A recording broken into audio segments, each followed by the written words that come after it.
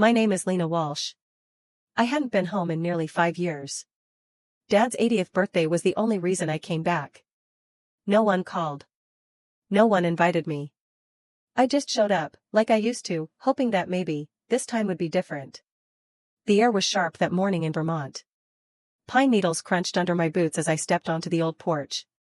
Everything looked the same, except emptier. The lake didn't move. The windows didn't glow. No laughter, no footsteps. Just silence. In my hands was a chocolate cake. Not store-bought, homemade. Just like the ones I used to make before they stopped telling me the date of his parties. I rang the doorbell once. No answer. I opened the door. The house greeted me with lemon oil and dust. And the kind of quiet that never meant peace. Only absence. They used to say I was too intense. Too sensitive. Too serious. Too much. But when Dad had his first fall, it was my number they dialed. Not Rachel's. Not the golden child's. I flew in from Chicago that night. Sat beside his hospital bed until dawn. Paid the copay. Arranged home care. Cooked for him when Rachel was too emotionally overwhelmed to visit. I didn't complain. Didn't post about it. Didn't need a gold star. I thought love was quiet service. But in this house, love was selective. Rachel lived just 2 towns over. But whenever she stopped by, it was a performance.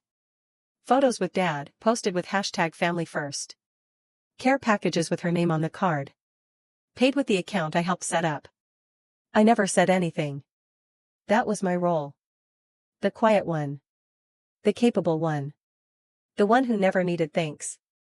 But slowly, I noticed things shifting. Mom stopped calling me first. Dad's medical appointments started disappearing from my shared calendar. Rachel began managing things more directly. And I was asked to send money. But not opinions. Then came the missed invitations. Sorry, Lena, we figured you were busy. Didn't want to bother you with details. It was just a small dinner, nothing formal. Except, the photos said otherwise. Cakes. Balloons. Speeches. Dad smiling like nothing was missing. But I was missing.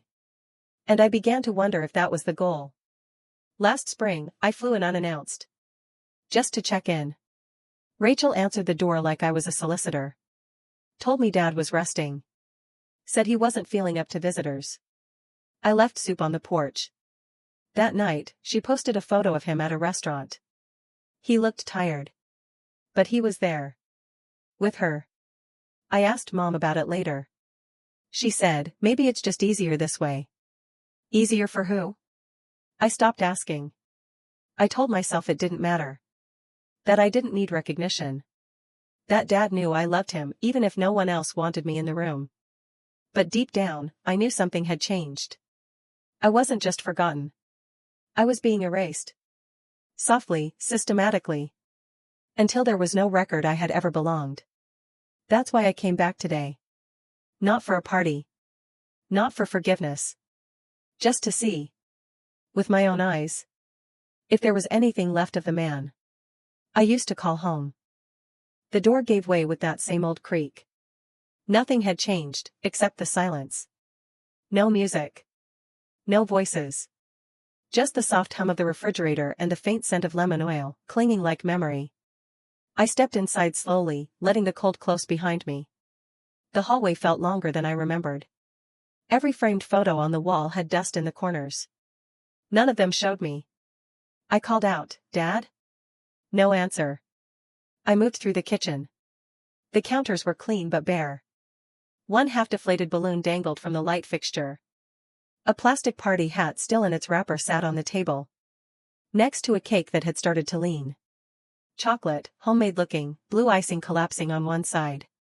Untouched. Then I saw him. He was by the window. Sitting in his wheelchair. His back hunched slightly forward like his body had grown tired of being ignored. His hands were resting quietly on the armrests. Thin and trembling. His cardigan draped loosely over his shoulders. No blanket. No heater on. His eyes met mine, soft, unsure. Lena, he said, voice dry but familiar. I told them to wait. They said they had errands. Errands. My throat tightened, but I nodded, walking over. I leaned down, kissed his cheek, and reached into my bag. Pulled out the wool blanket I'd brought. Tucked it over his lap. Gently, like it mattered. Because it did. Did they say when they'd be back? I asked. He blinked slowly, then looked toward the fridge. There, taped at an awkward angle with a sliver of cheap Scotch tape, was a note. Took $20K from the joint. Back soon. That was it. No greeting. No apology. No signature. But I didn't need one. I knew Rachel's handwriting like I knew the sound of her lying. I walked to the fridge. Pressed my palm against the metal. And let the cold sink into my skin. They didn't forget me. They erased me. Did she say anything else? I asked. Dad hesitated. I told them you were coming. That it mattered to me. His voice cracked. But they said it was complicated. Complicated. That word again. The family's favorite excuse. I turned and stared at the cake. It leaned like a tired soldier. Collapsed under its own weight. Like him. Like this house. Like everything I used to believe about family. I walked to the sink, filled the kettle, and set it to boil. Found 2 chipped mugs. Cut the cake. Not because I wanted to. Because someone had to. We sat at the table in silence. Jazz playing faintly from the old speaker in the den. I sipped my tea. Checked my phone. No missed calls. No texts. Not even from Mom. I wasn't late. I wasn't forgotten. I was unwanted. This wasn't neglect. It was design. They didn't leave him alone by accident. They planned it. They counted on no one noticing. But I noticed. And that day, something inside me stopped asking to be included. And started demanding the truth. I didn't ask questions. I didn't call Rachel. I didn't call Mom. I already knew what I'd hear. If they even bothered to answer. Instead, I moved quietly.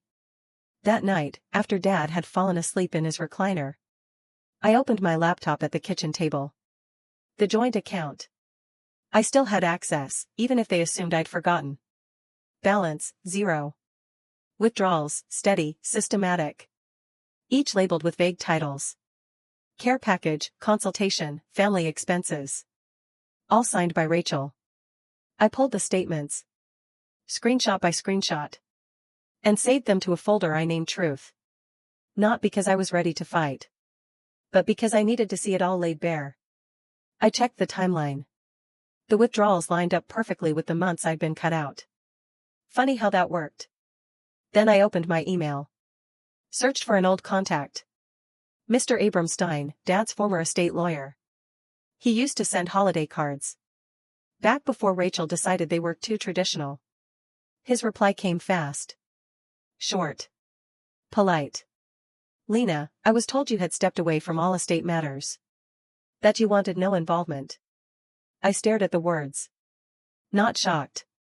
Just tired. I wrote back. I never said that. I never signed anything. If something has my name on it, I need to see it. While I waited, I wandered through the hallway toward Dad's room. I hadn't been inside since the last time I visited. Before I was told I wasn't needed. The room was dim. Neat, but empty in spirit. A jar of menthol rub sat beside his bed. One photo, Rachel hugging Dad at some event I was never told about. I opened the top drawer.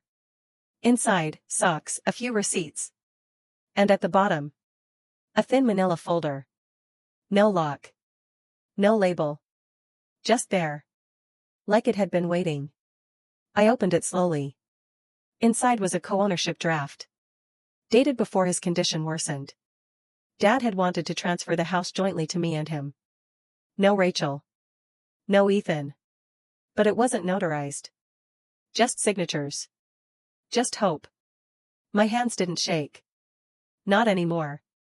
They didn't forget to include me. They worked hard to erase me. And now, I had something they couldn't unwrite. I placed the folder back exactly where I found it. Walked back to the kitchen. Refilled the kettle. Pulled out my phone. One message. Hey, Lena. It's Ethan. Just checking in. Hope the visit's going well. That was the first time he'd ever texted me directly. I didn't reply. Instead, I took a photo of the cake. The deflated balloon. The note on the fridge. I saved each one. Labeled. Timestamped. I wasn't planning a confrontation. I was building a record. A story in fragments. One they couldn't control. Let them think I was quiet. Let them think I'd stay that way. They had no idea how loud the truth could be. When it was finally organized. The next morning, I woke early. The lake was still covered in fog. It pressed against the windows like a secret trying to get in. Dad was still asleep, curled slightly in his recliner, the blanket I brought tucked beneath his chin. I moved quietly through the house, making coffee, replaying every detail from the night before. Then I remembered something.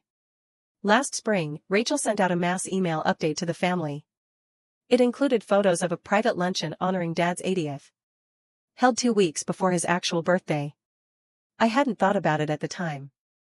I just assumed it was her usual photo op. But now, I wondered. I opened my laptop, searched Dad's name on Facebook. There it was, an album posted by Rachel's coworker. A beautiful tribute to a wonderful man. Dozens of pictures. Balloons. Catered food. Guests I didn't recognize. One person missing. Dad. He wasn't there. Not in a single frame. Not even in the background. I scanned the captions. So glad to be part of this celebration for Mr. Walsh. Rachel and Ethan did an amazing job. What a legacy. Legacy. I felt it then. That sharp, subtle shift. Not rage. Not sadness. Something colder. Clarity. They were writing him out. And writing themselves in. That afternoon, I took the trash out to the bin behind the house. As I lifted the lid, something colorful caught my eye. A glossy trifold brochure poking out from between a cereal box and old mail. I pulled it free. Walsh Family Legacy Initiative, Launch Event Recap. My heart didn't race. It just slowed. Inside were photos from that same luncheon. Ethan holding a microphone. Rachel smiling beside a banner that read, Honoring a Father's Vision. I flipped to the back. There it was in bold print. Coming this spring, renovations begin on the Walsh property to convert the home into a multi-use family foundation headquarters. My fingers went numb. They weren't just taking the house. They were repurposing it. Branding it. Erasing what it had been. So they could sell what it looked like. I walked back inside, my steps steady. Opened Dad's file cabinet. Started pulling folders. Tax returns. Legal mail. Letters from Ethan's company. Then I saw it. A document stamped preliminary transfer agreement. It detailed the transfer of property and assets to Rachel Walsh and Ethan Marks as co-directors of something called the Walsh Care Fund. It was signed. Notarized. Recent. Dad's signature at the bottom was shaky, barely legible. I'd seen his real signature enough to know. This wasn't it. I checked the date. 2 weeks ago. While I was still in Chicago. I stared at the page. Not angry. Not surprised. Just done. This wasn't just betrayal. It was choreography. They'd staged a tribute. Crafted a narrative. Filed paperwork while Dad's memory slipped in and out of clarity. And made sure I was nowhere near it. My phone buzzed. A message from Gavin, Rachel's teenage son. Hey. I probably shouldn't be texting you. But, can I talk to you? It's about them. I stared at the screen. Maybe not everyone had bought the lie. I replied. Come by the house. Don't tell them. 10 minutes later, he knocked. Hood up. Hands in pockets. He looked nervous. Like he knew something dangerous. And as he pulled out his phone and showed me the group chat screenshots. Rachel. Ethan. Others. Planning. Erasing. Plotting. One line stood out. Let her play the victim. We'll own the estate either way. I didn't flinch. Didn't gasp. I just nodded. And whispered. Thank you. Not because I needed help. But because the story was no longer theirs to write. They asked for a family meeting. Rachel texted me 2 lines. Let's clear the air. Sunday at 2. Just us. No drama. I arrived 5 minutes early. Not because I wanted to. Because I wanted them to know I wasn't hiding. The sunroom looked staged. Matching pillows, lemon water on the table. A ceramic sign that read "Family is everything." Rachel greeted me with a rehearsed smile. Lena, she said, like she meant it. We're so glad you could finally make time. I said nothing. Just placed my folder on the table. Sat in the corner chair they'd left for me. Like a guest. Ethan launched first. We're just concerned, he said. That you've been struggling to accept certain transitions. Rachel followed. We thought it might help to formalize things moving forward. She slid a paper across the table. A caretaker agreement. Clause 1, I waive all rights to property. Clause 2, I accept full responsibility for any debts. Clause 3, I agree not to contest any future estate decisions. I didn't touch the paper. Instead, I opened my folder. One by one, I laid out the screenshots. The withdrawal logs. The notarized agreement signed during Dad's confusion. The group chat from Gavin. The flyer from the trash. And then, finally, the audio. I pressed play. Dad's voice filled the room. Clearer than they expected. I want Lena to have the house. She's the only one who never asked for anything. Just time. Rachel went pale. Ethan looked down. No one spoke. I didn't raise my voice. Didn't point fingers. I just tapped the last document, the updated trust. This is legal. Filed. Witnessed. Final. I stood. Gathered my things. They expected me to stay quiet. I wasn't quiet. I was prepared. And that was louder than anything they'd ever said. I didn't slam the door when I left. Didn't say goodbye. Didn't wait for them to follow me outside. Or call my name. They didn't. I walked to the car. Folder still tucked under my arm. Documents inside. Still warm from the table where truth had finally touched air. The wind off the lake was sharp. My breath clouded as I stood still for a moment. Long enough to realize. I didn't feel angry. I didn't feel triumphant either. I just felt done. Inside that house, they would twist my silence into bitterness. My facts into accusations. They would find ways to tell the story where they were the ones holding it all together. Let them. That wasn't my story anymore. Back at the lake house, Dad was asleep by the window. Wrapped in the same blanket I brought on day 1. Jazz played low in the background. The air smelled like cedar and cooling tea. I sat beside him. Held his hand. Not because I needed him to thank me. Not because I wanted to prove anything. Just because I still remembered who he used to be. Before they used him as a name. A photo. A transaction. He stirred slightly, eyes half open. You're still here? He whispered. I nodded. For now. He smiled, small but real. And closed his eyes again. That was enough. Weeks later, the lake house was quiet again. But different. The air no longer held tension. Just cedar, and soft music, and breath. I planted marigolds by the steps. Dad liked them. Said they looked like little suns. The legal noise faded in the distance. The lies collapsed under their own weight. I didn't chase the fallout. Didn't need to. Some truths don't need to be shouted. They just need to be documented. And lived. And sometimes, the most radical thing you can do is stay. Have you ever been erased by the people who should have protected you? Tell me in the comments. I'm listening.